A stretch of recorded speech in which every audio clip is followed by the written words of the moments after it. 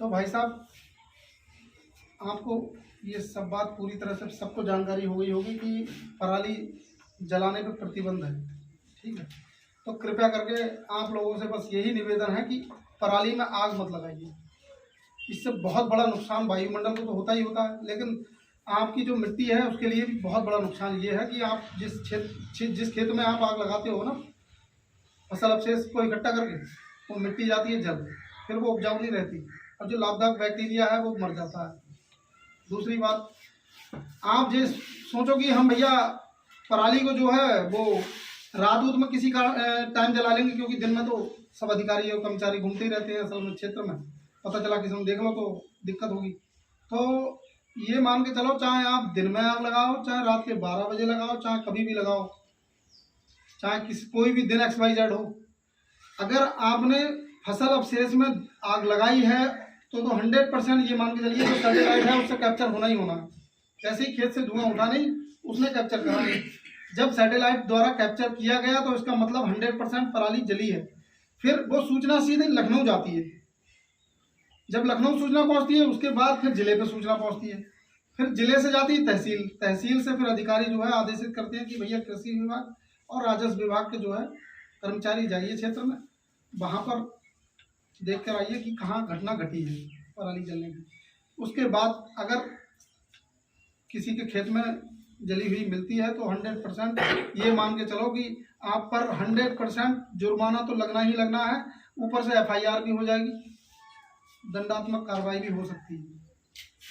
पहली बात, 2500 रुपये एकड़ के हिसाब से आपको जुर्माना भी भरना पड़ेगा, और एकड़ से ज़्यादा जलाइए तो उसके हिसाब से फिर 5000 रुपये, फिर उससे और ज़्यादा लगाइए, फिर उसी हिसाब से आपका जो बढ़ता चला जाएगा। कहने का मतलब आपसे बस यही है, बस यही निवेदन है कि कृपया करके आप पराली में कतई आग ना लगाएं। दूसरी बात, जैसे मान लो हम जब पराली में अब इतना ज़्यादा क्या नाम है केमिकल फर्टिलाइजर का हमने यूज कर दिया कि उसका कुछ ना कुछ अंश तो जाहिर सी बात है फसल अवशेष में भी गया होगा, है ना। सब बताएंगे, चाहे वो फसल अवशेष चाहे तो पता ही हो, चाहे जो आपका जो पुआल हो, बात तो फसल अवशेष की हो रही है ना। और फसल अवशेष का मतलब कोई भी फसल हो, तापन लगता वो बाद में हम सारी चर्चा करेंगे। पहले हम जो बता रहे हैं उसको थोड़े सुन लीजिए। तो कहने का मतलब फिर उसके बाद क्या होता है, जिस क्षेत्र में आपने आग लगाई उसके बाद क्या हुआ कि जो धुआं निकला, इतना ज़्यादा हमने केमिकल फर्टिलाइजर का यूज कर लिया, उससे निकलने वाला जो धुआं वो भी तो जहरीला हुआ। जब वो जहरीला धुआं जो है, जहरीला धुआं जब वायुमंडल में जाएगा, फिर उसके बाद आप श्वसन क्रिया करते हो, यानी सांस लेते हो, तो सांस के माध्यम से बच्चों जाओ, चलो जाओ यहाँ से, चलो जाओ उधर, हमें पढ़ लेंगे उसके बाद तो पढ़िए। उसके जब जाहिर सी बात है आप सब समझदार हो, जहरीला धुआं जब वायुमंडल में गया उसके बाद हम जब सांस लेंगे तो वो सांस के माध्यम से अंदर भी तो जाएगा। जब फेफड़ों में पहुंचेगा तो फेफड़ों वाला कैंसर, दमा की समस्या और भयंकर बीमारियां भी हो सकती हैं। इसलिए कृपया करके आप सब लोगों को अवेयर करो, सब लोगों को जानकारी दो, सब लोगों को बताओ कि भैया किसी भी हाल में पराली मत जलाइए, इससे बहुत बड़ा नुकसान वायुमंडल को तो होता ही है। वायुमंडल अब अच्छा ये बताओ, आज से 10-15 साल पहले आप बैठ जाओ जरा, कभी इतना ताप रहता था, इतना टेम्परेचर रहता था क्या? नहीं रहता था ना। आज से 10-15 साल पहले इतना टेम्परेचर नहीं होता था। आज भी ये स्थिति है कि आपको धूप में रुक नहीं मिलेगा 5-10 मिनट 15 मिनट, है ना। पहले किसान भाई आराम से खेत में भी काम करते थे, कोई समस्या नहीं होती थी। अब तो इतनी भयंकर धूप पड़ती है कि आपको सहन नहीं हो करती। ये क्यों हुआ ऐसा? क्योंकि भैया जाहिर सी बात है दिन प्रतिदिन वायुमंडल जो है प्रभावित हो रहा है ना।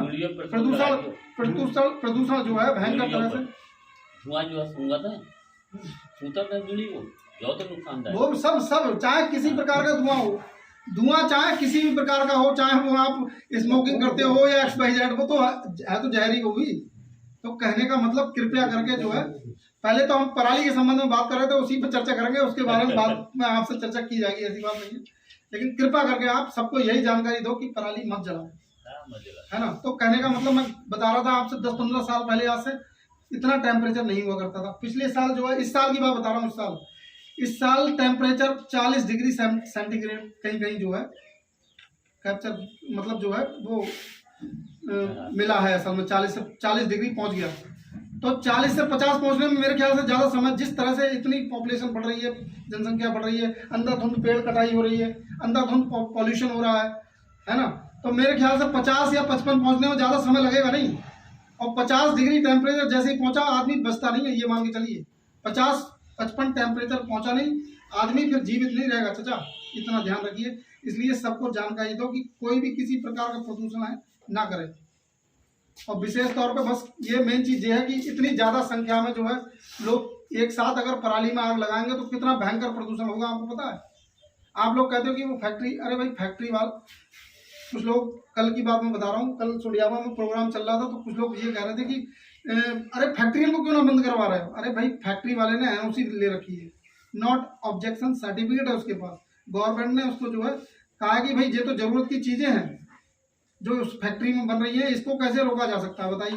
चीनी खाना बंद कर दोगे आप, बताइए। अच्छा, हर किसी की जरूरत है नहीं है चीनी, है तो उससे भी तो मिठाई बन रही है चाचा, क्या कहते हैं, जो आपके कूलो आप बता रहे हो, उससे मिठाई बनती है, उसमें भी एनओसी ले रखी है, जाहिर सी बात। यानी जरूर, अब भट्टा वाली बात कर रहे हो, इससे अच्छा ये घर कोई नहीं बनाएगा, आप बताओ। पैसा दे हैं? पैसा दे। अरे घर तो बनाओगे ही नहीं, बनाओगे मुझे बताओ। अच्छा, उनने एनओसी ले रखी है, जाहिर सी बात है, आप भी समझदार हो, है ना। उन्होंने भी एनओसी ले रखी। जरूरत की चीजें जो है, जो हम लोगों को मुहैया हो रही है, ये तो चलना ही चलना है, मजबूरी है ये तो हमारी, है ना। तो कहने का मतलब आप लोग बस वैसे FI दर्ज ना हो रही है, 2500 रुपये